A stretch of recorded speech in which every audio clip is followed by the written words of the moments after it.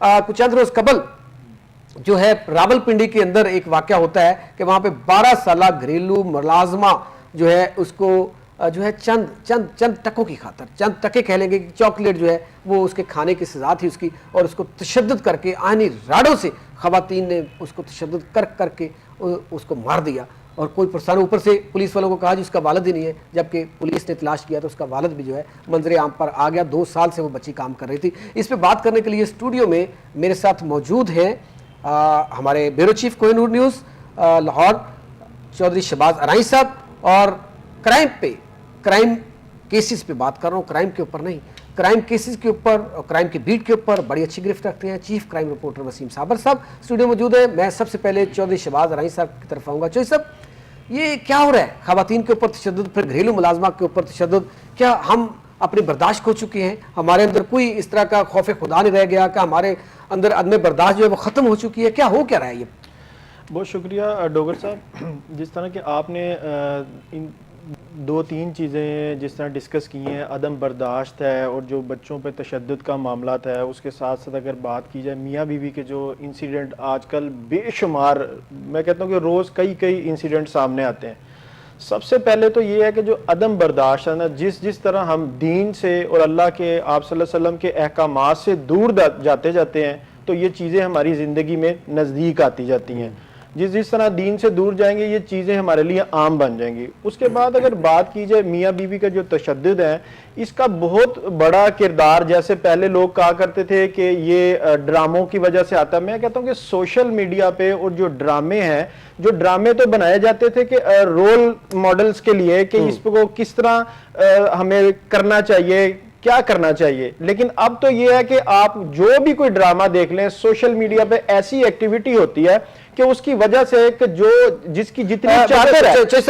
Sorry for interrupt, अगर आज से 20 साल पहले चले जाएं तो ड्रामा ऐसे होते थे कि उसमें कुछ सबक हासिल होता था, सबक अमोज़ होते थे, मूवीज देख ले या ड्रामास देख ले, लेकिन अब जो है सबक नहीं, वो ड्रामास जो है वो ड्रामा ही रह गए हैं। सर, अगर किसी की चादर जो जितनी वो फैला सकता है, जितनी उनकी कैपेसिटी है, लेकिन आप सोशल मीडिया पे देख के लोगों को वो करना चाहते हैं, आप नहीं है वो बनना चाहते हैं, आप वो नहीं बन सकते। दूसरी बात यह है कि जो बच्चों पे तशद्दुद का है, मैं कहता हूं कि जिस तरह आपने कहा सीएम के विजन के मुताबिक बातें करना तो आसान है, इदारे बनाना तो आसान है, असल में उनकी कारकर्दगी क्या है, जो चाइल्ड प्रोटेक्शन है वो क्या कर रहा है। जो बच्चे इंसिडेंट जो होते हैं काम करने वाले बच्चों में 10 साल 12 साल 13 साल इतनी एज में तो काम करने की इजाजत नहीं है। ये तो हुकूमत वक्त की सरकार की जिम्मेदारी है उन बच्चों को प्रोटेक्शन देना। अगर किसी के पास लोग जिस तरह कहते हैं कि इनके पास जराए नहीं है, ये मजबूर हैं, काम नहीं करेंगे, घर कैसे चलेगा, तो ये इदारों की जिम्मेदारी है, ये हुकूमत वक्त सरकार की जिम्मेदारी है कि इनको आगे लेके चला जाए। तो मैं समझता हूं कि इदारों का फेलियर है, बिल्कुल नाकाम हो चुके हैं। ये सिर्फ बातें, अगर आप सीएम की बातें सुन लें या इदारों की बातें सुन लें, और ये सिर्फ मीडिया की हद तक है, अगर आप रियल लाइफ में चले जाएं तो आपको हर घर में 10 से 12 साल के बच्चे जो हैं वो काम करते हुए नजर आएंगे, चाहे वो मेल हैं या फीमेल हैं। तो इदारे कहां खड़े हैं आपके? और तशद्दुद की वजह जो मेरी नजर में यही है कि जो दीन से दूरी और सोशल मीडिया का जितना ज्यादा इस्तेमाल होता जाएगा, ये जो वाकयात हैं ये दिन ब दिन बढ़ते जाएंगे। और इसकी एक और बड़ी वजह यह है कि जब कोई किसी पर तशद्दुद करता है, किसी के साथ ज्यादती करता है, तो बर वक्त उसे इंसाफ नहीं मिलता, जिसकी वजह से एक बार ज्यादती करने के बाद फिर दोबारा वही लोग ज्यादती करते हैं। जिस तरह भी आपने बात की कि जो बच्ची के साथ रावलपिंडी में तशद्दुद किया गया, उस तशद्दुद के बाद तशद्दुद किस वजह से किया गया, हमें अफसोस होना आता है। और दुख भरी बात यह है कि एक चॉकलेट की वजह से आपने एक जान का ज़िया कर दिया। और फिर साहब देखिए, एक चॉकलेट खा ली बच्ची ने तो कौन सी क़यामत बरपा होगी? 2 साल से काम करी, फिर एक खातून ने नहीं मारा, एक ने मारा, दूसरी ऊपर से आके ये नहीं कहा कि उसको छुड़ा दे, उसने भी तशद्दुद शुरू कर दिया। मतलब 2-3 खवातीन ने मिलके उसको मार के मार दिया, जान से मार दिया। सर, आप देखें ना कि आप सल्लल्लाहु अलैहि वसल्लम ने फरमाया कि जिसने एक जानी इंसान के साथ जुल्म किया या उसको ज़िया किया तो उसने पूरी दुनिया के साथ ज़िया किया। तो हम अगर इन चीज़ों को समझ जाएं तो ये मामलात ना हो, दीन से दूर जाते जा रहे हैं और ये इस तरह के इंसिडेंट के हम करीब आते जा रहे हैं। वसीम साबर साहब, यहाँ पे देखिए, ये एक दीन का रुख बताया, इदारों के फेलियर बताई कि जब सारी चीज़ें मौजूद हैं तो यहाँ पे कानून क्या कहता है? जब ये कानून में ऐसा है कि एक जो खामद है یا ایک گھر کا کوئی سربراہ ہے وہ خواتین کے اوپر تشدد کر سکتا ہے؟ قانون اس کو نہیں پوچھ سکتا کہ یہ گھریلو معاملہ ہے، بس اتنی بات ختم ہو جاتی ہے؟ بسم اللہ الرحمن الرحیم. ڈوگر صاحب آپ کا شکریہ کہ آپ نے پروگرام میں مدعو کیا. میں آپ کو قانونی حیثیت بتا دوں میاں بیوی کے حوالے سے بھی اور غیر لوگوں کے حوالے سے بھی.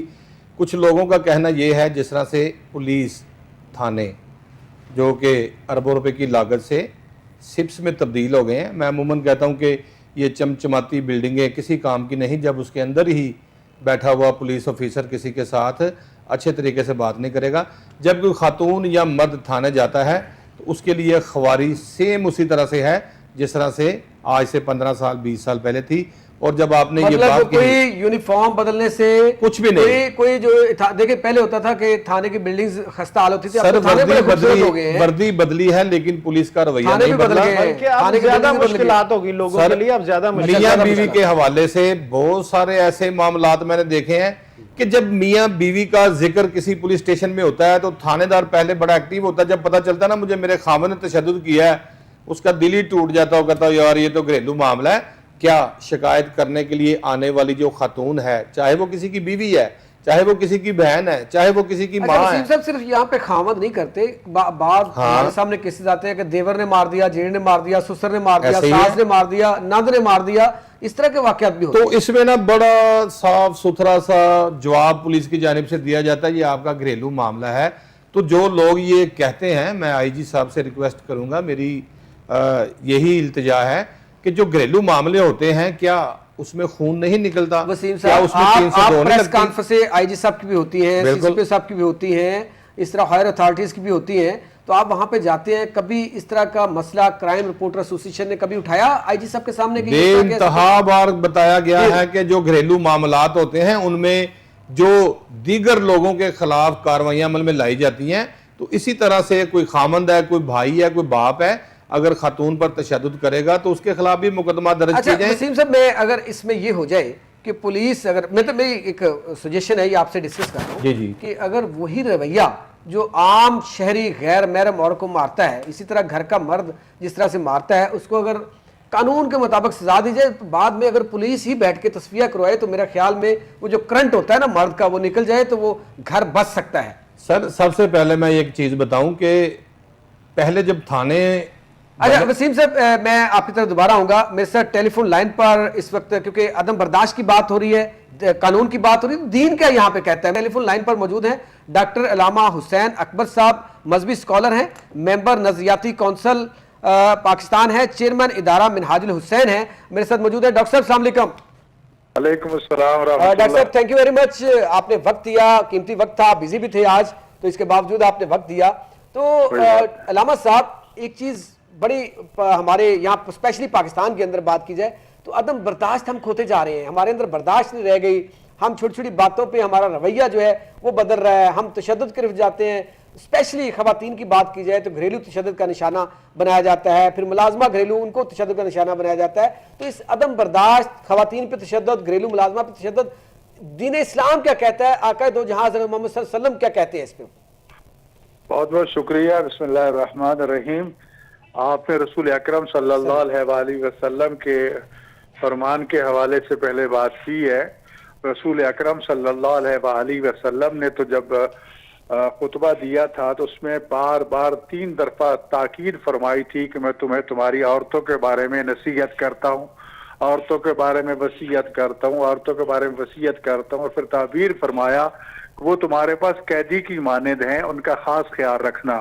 تو اتنی تاکید در تاکید در تاکید، میں سمجھتا ہوں کہ واقعا ہم مسلمان ہیں تو عورت کے حوالے سے رسول اکرم صلی اللہ علیہ وسلم کا فرمان ہی کافی ہے. قرآن کریم نے جہاں بھی احکام کا تذکرہ کیا ہے یا ایھا الذین آمنوا کہہ کے عورتوں اور مردوں کو برابر خطاب کیا ہے.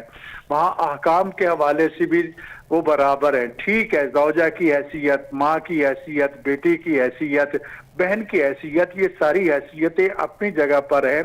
इन मुकद्दस रिश्तों का एहतराम और उनके हुकूक भी मुकर्रर किए गए हैं। शरीयत ने मीरास में हकदार करार दिया है, हक मिल्कियत अता किया है, और फिर अपने शौहर के निस्फ़ ईमान को महफूज करने का जरिया बीवी को करार दिया है।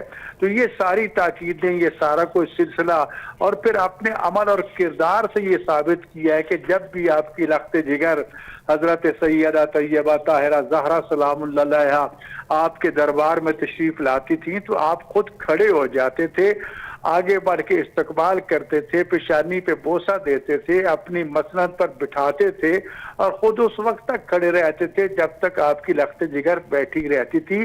तो सैयदत निसाइल आलमीन और हसनैन की माँ और अमीरुल मोमिनीन अली इब्न अबी तालिब अलैहिस्सलाम की ज़ौजा है। यकीनन आज भी उतनी ही ताकीद है एक औरत के लिए जितनी कल थी, कोई दौर बदल नहीं गया, आकाम तब्दील नहीं हो गए। लिहाजा उन इंसानों को अगर उनमें इंसानियत पाई जाती है तो वो किसी भी दीन, मसलक, मजहब की औरत हो उसका ख्याल रखना चाहिए। जंग खैबर हमारे सामने है, जब मरहब की बहन को कैदी बना के लाया गया तो रसूल अकरम सल्लल्लाहु अलैहि वसल्लम ने सख्ती और गुस्से का इजहार फरमाया, क्योंकि सहाबा उसको उसके भाई की लाश के पास से लेकर आए थे। आपने अपनी चादर उतार के उसके सर पे डाली थी, हातम ताई की बेटी का इस्तकबाल करके बताया था, और फिर खवातीन के आकाम को बता के क़यामत तक के लिए सबक दे दिया। ये मत देखना कि उस औरत का ताल्लुक किस दीन से है, किस मसलक से है, उसको बतौर औरत देखना। और फिर औरत वो अगर मुसलमान भी है, मोमना भी है, सैयदादी भी है, इबादत गुजार भी है, और फिर तुम्हारा हरम और तुम्हारा नामूस भी है, तो फिर तो उसकी इज्जत तकरीम पहले से कहीं ज्यादा बन जाती है। और इस सिलसिले में मैं समझता हूं कि जो भी इस किस्म का रवैया अख्तियार करते हैं, आप थानों की बात कर रहे थे, हमारे थानों का कल्चर कौन सा काबिल तकलीद और काबिल तासीन है। वहां पर भी न औरत की इज्जत को देखा जाता है, न मर्द की इज्जत को देखा जाता है, न उस्ताद शागिर्द की इज्जत को देखा जाता है।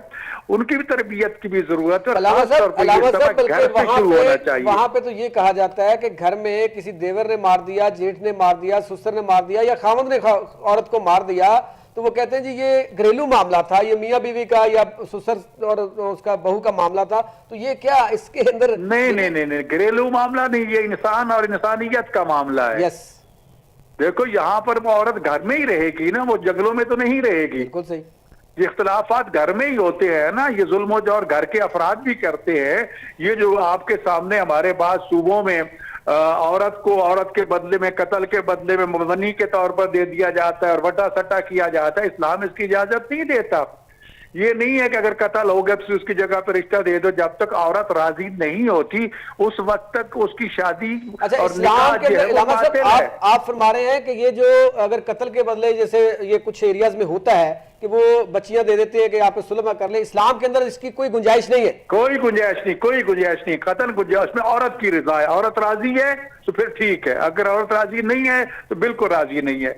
और फिर इसी तरह मीरास के हवाले से हमारे यहाँ ये गंदी रस्म पैदा हो चुकी है, बहनों से जमीनें लिखवा ली जाती हैं, जायदादें लिखवा ली जाती हैं। अगरचे इस वक्त हुकूमत ने ये कार्रवाई की है इस्लामी जाती कौंसिल की सिफारिश पे कि जब तक ये प्रॉपर्टी, जायदाद, मीरास औरत के नाम ट्रांसफर नहीं हो जाती कानूनी तौर पर, उस वक्त तक किसी को हक हासिल नहीं है किसी भाई को कि वो अपनी बहन से कोई प्रॉपर्टी या जायदाद जो उसका मीरास का हिस्सा है वो ले सके। उसके नाम ट्रांसफर हो गई है, कब्जा उसको मिल गया, अब उसकी मर्जी है कि वो दे या ना दे। लेकिन जबर के जरिए या किसी और हवाले से बहनों को महरूम कर देना, कतन बेटियों को महरूम कर देना, ये जायज नहीं है। इस्लाम और कानून दोनों में, इस्लाम और दोनों में जायज नहीं है, दोनों में जायज नहीं है।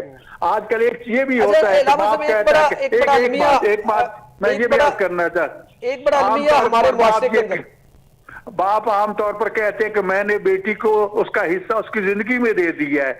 नहीं, जिंदगी में जो भी देगा वो हिबा कहलाएगा या अतिया कहलाएगा। उसकी वफात के बाद मीरास का कानून फिर भी लागू होगा, उसको मीरास से महरूम नहीं किया जा सकता।